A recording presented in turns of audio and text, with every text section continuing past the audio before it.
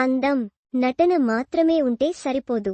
కథానాయికగా ఎదగాలంటే ఇంకా చాలా క్వాలిటీస్ ఉండాలి. ముంబై లేదా ఇతర మెట్రో నగరాల నుంచి హైదరాబాద్ పరిశ్రమకు వచ్చే కథానాయికలకు భాష అతి పెద్ద సమస్య.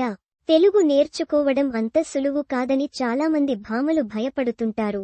త్రిష లాంటి సీనియర్ కథానాయిక ఇప్పటికీ తెలుగు నేర్చుకోలేకపోయారంటే అర్థం చేసుకోవాలి.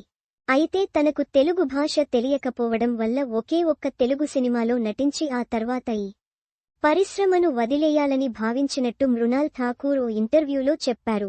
కేవలం దుల్కర్ సల్మాన్ ప్రోద్బలంతోనే తెలుగు చిత్రసీమతో పాటు దక్షిణాదిన ఇతర భాషా చిత్రాల్లోనూ నటిస్తున్నానని అన్నారు.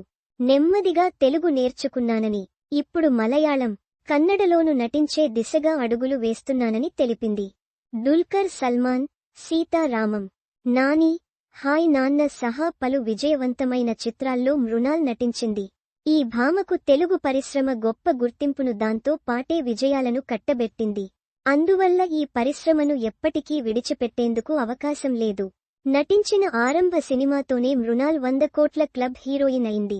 సీతారామం 100 కోట్లు వసూలు చేయగా, హాయ్ నాన్న 74 కోట్లు వసూలు చేసిన సంగతి తెలిసిందే. మహారాష్ట్రకు చెందిన మృణాల్ 2014లో మరాఠీ చిత్రం బ్యాక్కొటేషన్ విట్టి దండు బ్యాక్కొటేషన్తో సినీ కెరీర్ను ప్రారంభించింది. 2018లో లవ్ సోనియా చిత్రంతో హిందీలోకి అడుగుపెట్టింది. కానీ తెలుగులో పెద్ద స్టార్గా ఎదిగి ఇప్పుడు మళ్లీ తన మూలాల్లో పెద్ద సినిమాల్లో నటిస్తూ బిజీ అయింది. అసలు తెలుగులో నటించాలనుకోకపోవడానికి కారణం లిప్ సింక్ కుదరదనే భయం. ప్రతి చిన్న విషయాన్ని అర్థం చేసుకోవడానికి తాను స్వయంగా డబ్బింగ్ చెప్పాలనుకున్నానని కూడా తెలిపింది. కానీ తెలుగు భాషలో లిప్ సింక్ చేయడం తనకు చాలా కష్టమని కూడా వెల్లడించింది. భాష తెలియకపోతే నేను వికలాంగురాలిని అనిపిస్తుందని కూడా మృణాల్ అన్నారు. భాష రాకపోవడం నన్ను అశాంతిలోకి నెట్టింది. నేను ఈ పరిశ్రమను వదులుకోవాలనుకున్నాను. నేను ఏడ్చాను. కానీ ప్రతి కన్నీటి చుక్క నా మార్గంలో ప్రశంసలను తెచ్చిపెట్టింది అని మృణాల్ గుర్తు చేసుకుంది. సీతారామం సహనటుడు దుల్కర్ సల్మాన్ను ఈ సందర్భంగా మృణాల్ అభినందించింది. అతడు మొదట మలయాళ చిత్ర పరిశ్రమకు చెందినవాడు, కానీ దక్షిణాన ఇతర భాషల్లో, అలాగే బాలీవుడ్లోనూ అడుగుపెట్టాడు.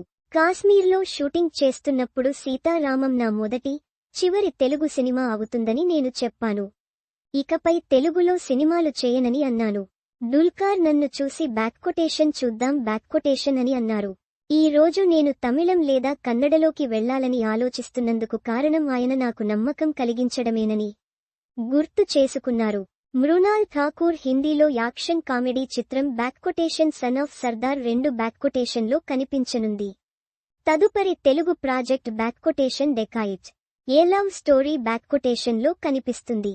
షానియల్ డియో ఈ చిత్రానికి దర్శకత్వం వహించారు. ఈ సినిమా తెలుగు, హిందీ భాషల్లో ఒకేసారి చిత్రీకరణ జరుపుకుంటోంది. ఇందులో అడివిశేష్, మృణాల్ ఠాకూర్, అనురాగ్ కశ్యప్ ప్రధాన పాత్రల్లో నటిస్తున్నారు. Post shared by Mrunal Thakur @Mrunal Thakur.